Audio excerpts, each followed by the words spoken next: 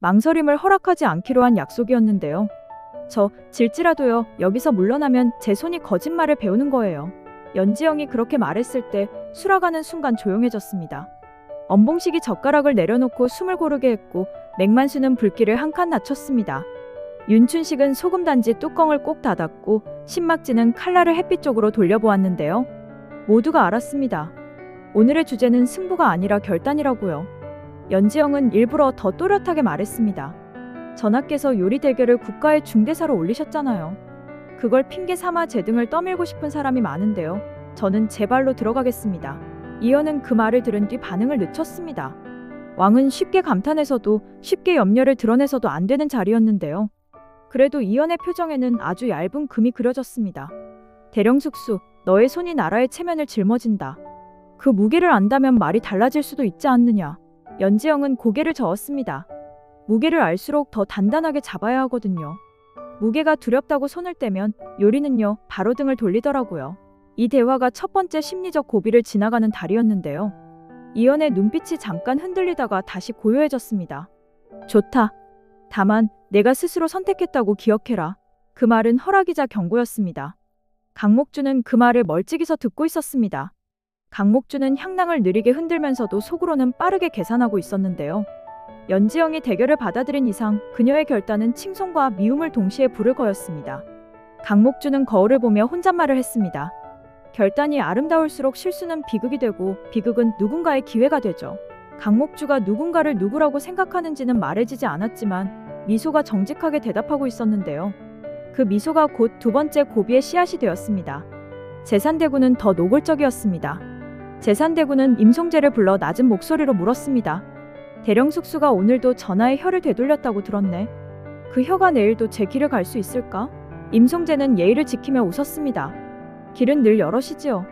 향을 따라가기도 하고 소금을 따라가기도 하고요. 다만 사람이 길을 잃었을 때에는 친숙한 냄새가 가장 위험했습니다. 제산대군이 고개를 끄덕였습니다. 그러면 친숙한 것으로 흔들어 보세. 두 사람의 대화는 암살의 모의처럼 날이 서 있지는 않았는데요. 오히려 더 위험했습니다. 익숙함으로 무너뜨리는 계획은 칼보다 깊이 스며들었거든요.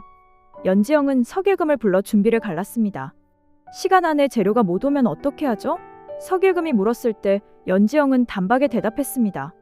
플랜 B로 가야죠. 전복이 못 오면 표고를 켜서 바다의 결을 만들고 숭어알이 끊기면 메밀을 씻어 바람에 알갱이를 만들고요. 말이 쉽지 실제는 어렵다는 걸 누구보다 연지영이 잘 알았는데요.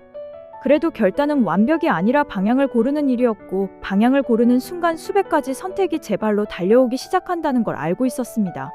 엄봉식이 조심스럽게 덧붙였습니다. 상궁, 오늘은 제 뒤에 서 계세요.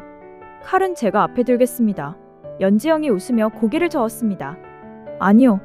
오늘 칼은 제 손이 들어야 해요. 제 손이 떨리지 않는다는 걸 제가 먼저 알아야 하거든요. 정오에 가까워질수록 수락안에는 눈에 보이지 않는 긴장선이 촘촘해졌습니다. 그때 장광내관이 다급히 들고 온 작은 봉투 하나가 균열을 만들었습니다. 봉투 안엔 진한 의식에서 회수된 가루가 아주 조금 남아있었는데요.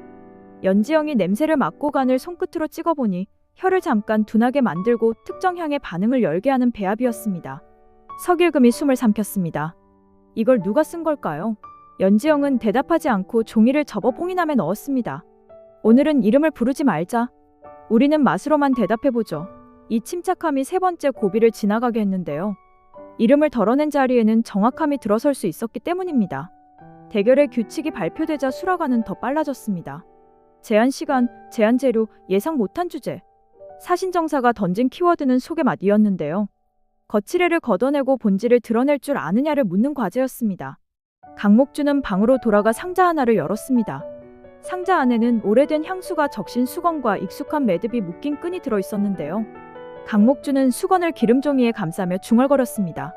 향을 믿지 말라고요? 그럼 사람의 기억을 향수로 불러오면 되죠. 그녀의 전략은 정면 승부가 아니었습니다. 기억의 문을 닫아놓고 그 문턱에서 발목을 잡는 방식이었는데요. 강목주는 오늘도 지는 쪽에 설 생각이 없었습니다. 이연은 이 모든 움직임을 정리할 수 없었습니다.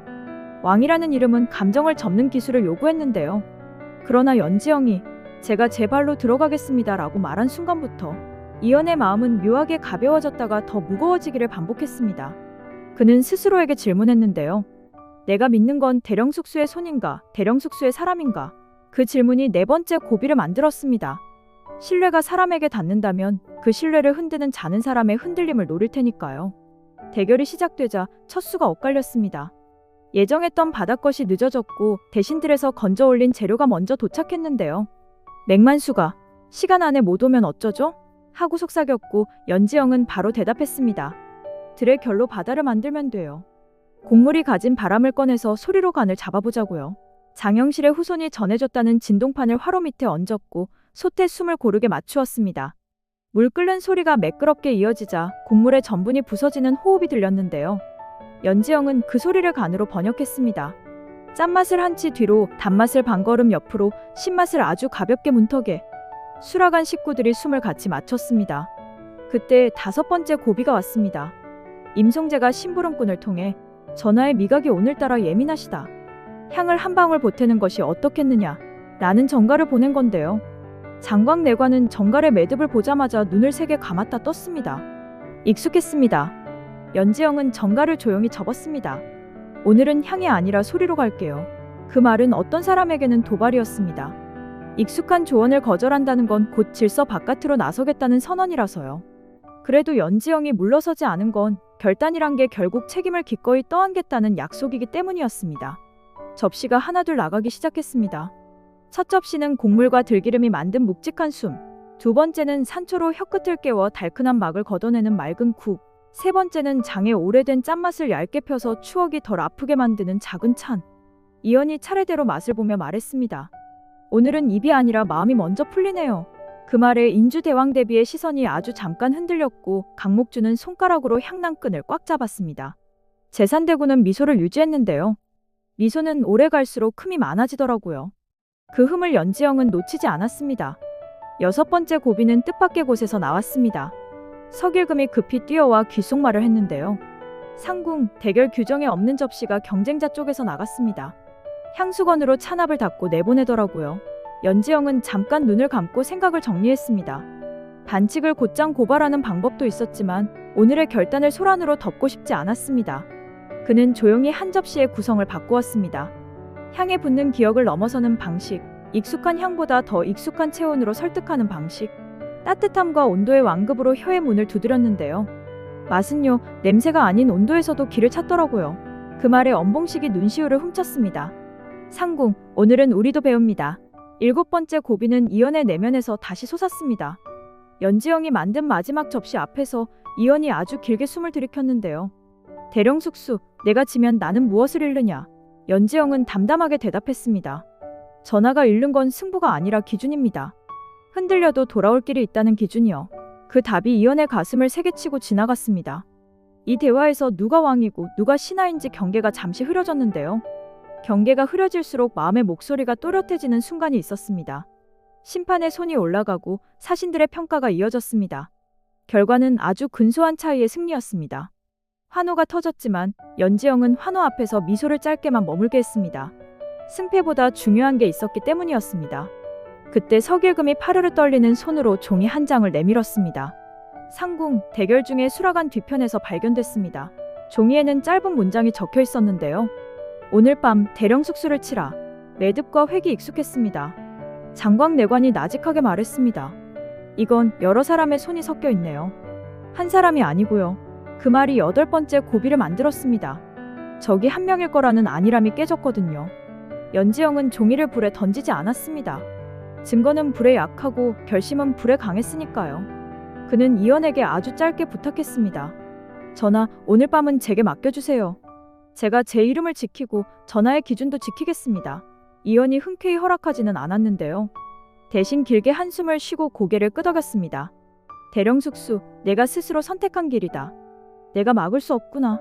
그 말이 이상하게도 지지처럼 들렸습니다. 밤이 되었고 수라간의 불은 낮보다 더 고르게 탔습니다.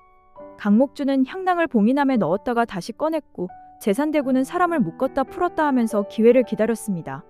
임송재는 종이를 갈아 새 문장을 써보며 손의 습관을 바꾸려 했는데요. 장광내관은 수건 매듭을 기록했고 석일금은 문밖 그림자를 숫자처럼 센 뒤 다시 세웠습니다. 모두가 움직이는 밤이었습니다. 그 밤, 연지영은 마지막 결단을 택했습니다.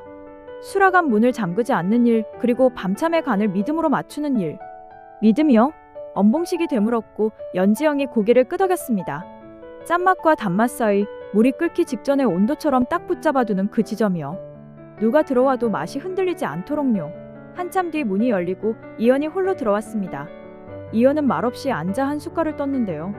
오래 씹고 느리게 삼키더니 아주 낮게 말했습니다. 오늘은 내 혀가 내 마음을 따라갔네요.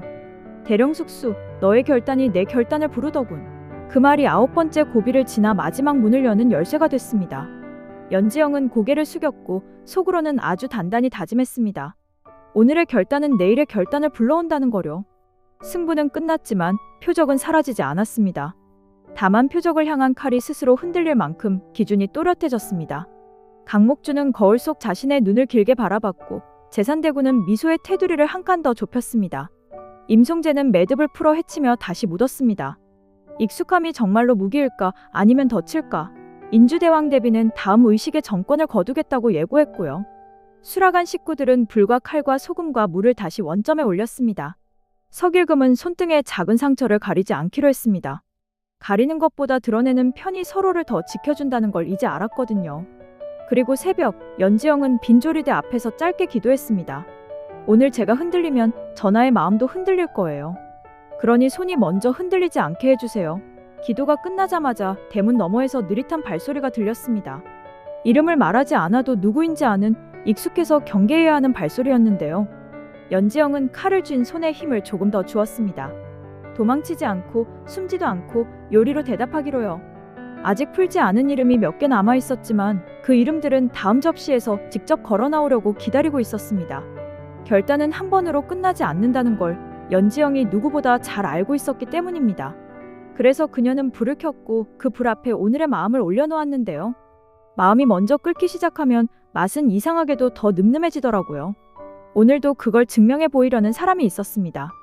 이름은 연지영, 자리 이름은 대령숙수, 그리고 오늘의 주제는 여전히 결단이었습니다.